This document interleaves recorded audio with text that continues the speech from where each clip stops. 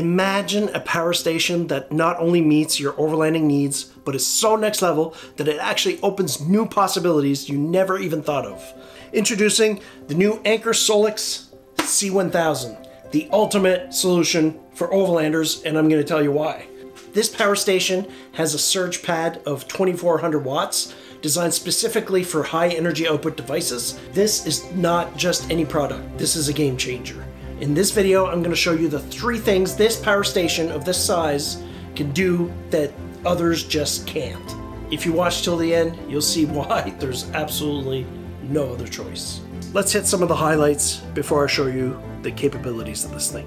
So thanks to HyperFlash technology, it can be recharged from dead to 100% in 58 minutes. It's 27.5% faster than power stations with the same capacity. That's pretty quick. Within an hour, you can be at 100%. This thing is made with LiFePO4 batteries. It can be recharged up to 3,000 cycles. This also has a built-in temperature control system, so it's going to make sure that everything is good to go and will last you a long, long time, which, if you invest into a power station, you do want to keep it for a long time.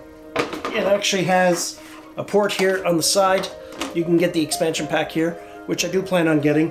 It'll up your capacity to just a little over 2,000 watt hours, and for only about 80% of the price of the C1000. So that's pretty good. Its MPPT solar charging capacity is up to 600 watts. So with ideal conditions, you can charge this in 1.8 hours. It's 40% faster than other power stations of the same capacity. It's got a lot of house outlets, which is really nice. 2 USB, 2 USB-C.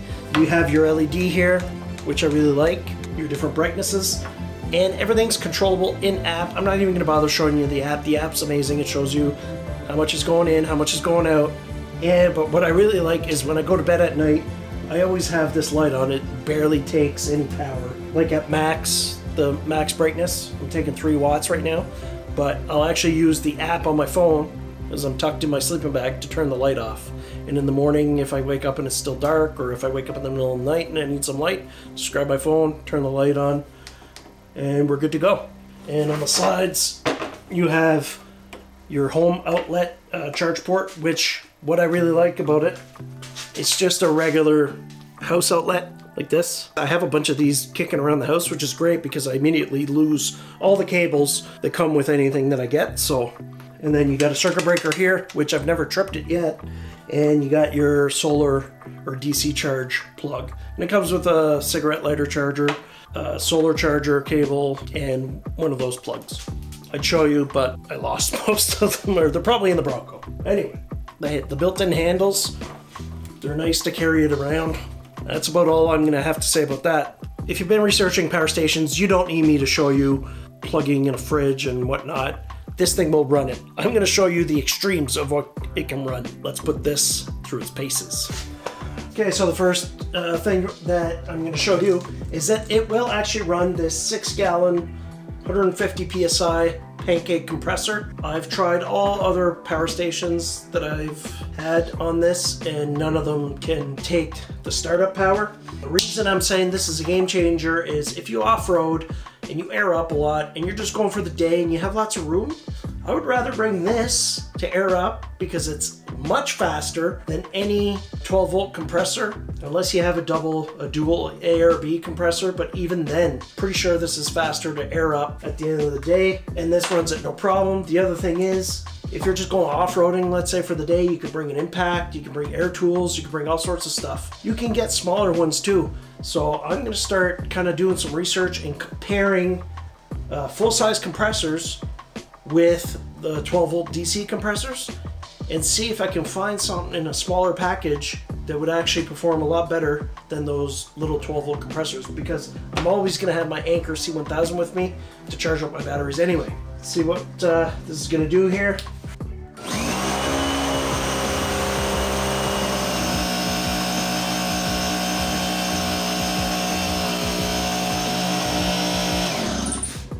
All right, so I have run this the whole way to make sure that it wouldn't trip the breaker. It runs it perfectly fine. As you've seen, it runs about 1175 watts is what it runs it at, and at full charge which you will be if you're driving around anyway, you can run it for about an hour. It says 0.9 hours. You could air up everybody on the run with you, and this will top up on the way home anyway. Very excited that this little power station will run this. This opens a lot of possibilities. Very excited about this, and I think you should be too. All right, let's see what else we can do with this thing. If I go winter camping and I have a hot tent stove, well, I'm an overlander, I'm not a survivalist. Usually you're gathering deadfall and stuff for your firewood. I might actually start bringing a small chop saw with me because it's extremely fast to process a bunch of small dead wood. And with a full charge, I'd be able to run the saw continuously for 2 hours.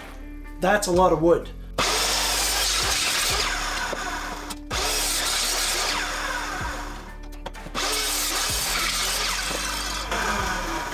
I don't know, I think it's pretty amazing. I think it'd be kind of cool to install some of this with a pivot, get rid of this, but have it on the tailgate, my tailgate table in the back of the Bronco. That'd be pretty cool. Anyway, future project. All right, let's move on to the grand finale.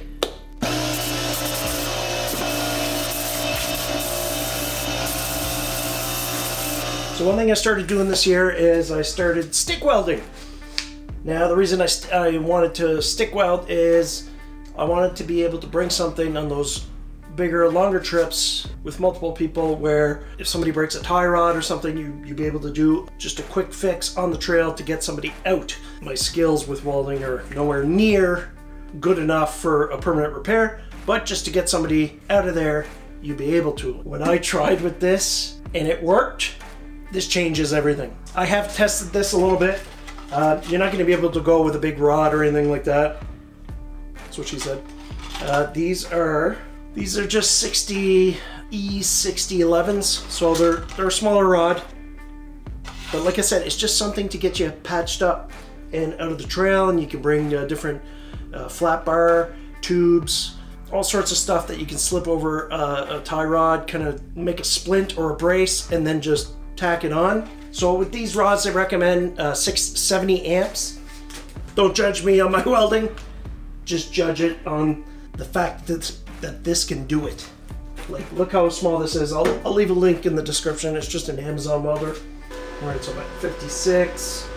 So this is supposed to max out at 2400 watts. So divide that by 120. So really, I shouldn't be able to go more than 20 amps on this thing. But at 60 amps, I've been able to make it work. So 60 amps set right there. But see, at 60 amps, it's only showing 40 watts, but I'm sure it's going to jump as I spark the weld.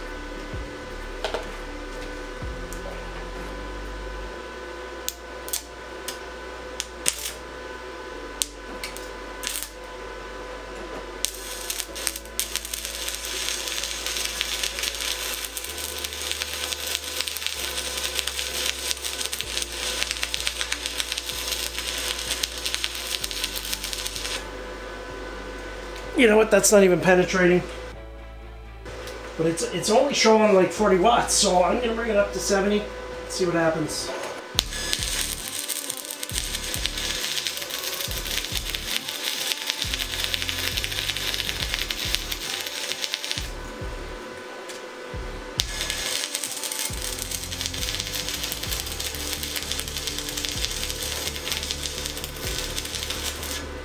So there you go, at 70 I was actually able to get a weld on there. I'm going to try to bring it up a little bit. Go 75 and see what happens.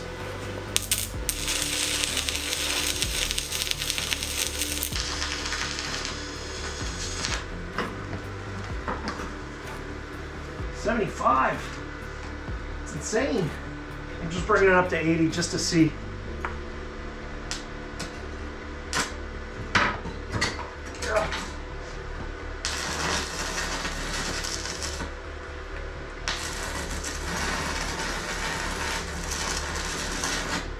At 80, I'm just melting the metal. This is insane.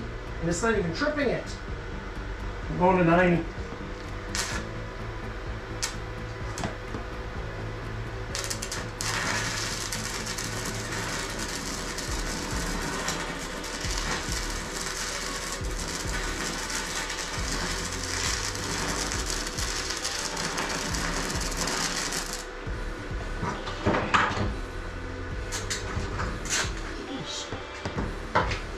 Look at this. This is thick metal. I'm doing that with a power pack. So I'm extremely confident that I'd be able to weld a trail fix. It wouldn't look pretty, it would look like bubble gum, but I would just basically melt everything together and you get yourself out of the trail. So this with a, yes, I know you can do it with like a 2000 watt hour power station, like double the size, but this is the first 1000 watt hour power station that I've seen you can do this.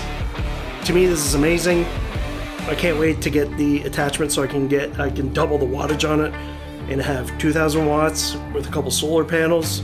You don't need anything else. This is just amazing. So yeah, highly recommended. Don't judge my welds. I'll leave some links below. My main camera just died. Make sure you go check it out. If you like overlanding and off-roading, make sure you watch this video next. Thanks for watching.